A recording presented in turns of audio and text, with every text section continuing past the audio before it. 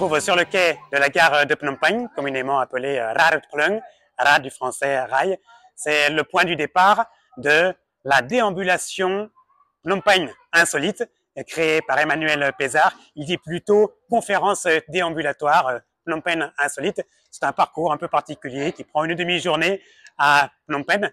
Et Emmanuel m'a expliqué d'où venait cette gare. Elle a été construite en 1932 par l'architecte Jean Desbois.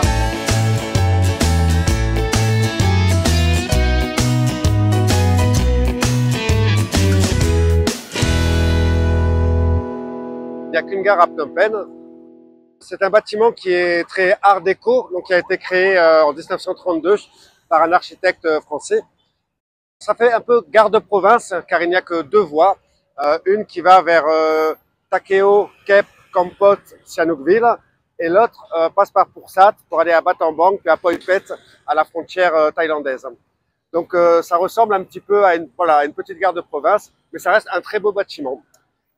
Une de ses particularités, c'est qu'elle est juste en face de deux immeubles très modernes et d'un stupa qui représente un petit peu le côté spirituel du Cambodge. Donc nous avons l'époque du protectorat, un clin d'œil à la tradition khmer et religieuse bouddhiste et le nouveau Phnom Penh avec ses deux tours qui datent d'environ 2011 et 2012.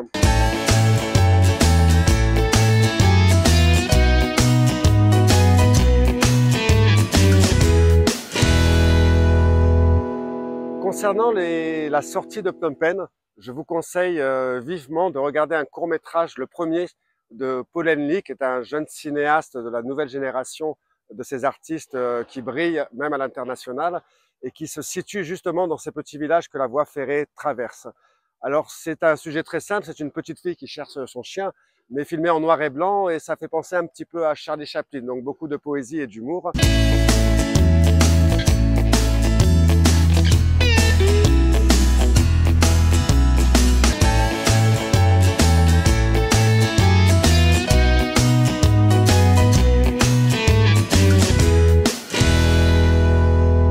Un peu avant la présence de l'UNTAC, pendant plusieurs années, les Khmers qui étaient à Phnom Penh étaient entourés par la guerre. Et donc, il y avait un train qui venait toutes les semaines, tous les 10 jours, pour ramener le ravitaillement en matières essentielles, principalement le riz évidemment, mais aussi des poissons, des fruits, des légumes, car Phnom Penh était encerclé encore par la guerre.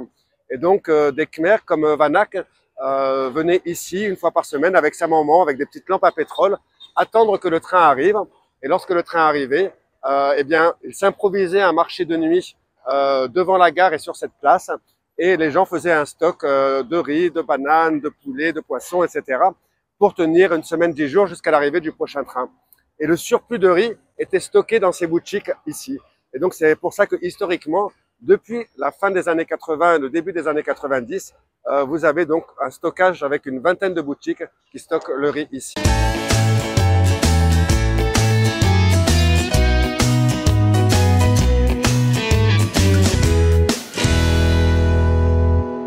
La conférence déambulatoire Phnom Penh insolite, conférence déambulatoire, c'est comme cela qu'Emmanuel Pézard l'appelle, est disponible tous les jours ou presque. Il suffit de contacter Emmanuel Pézard ou son acolyte Wana Kroon à l'avance.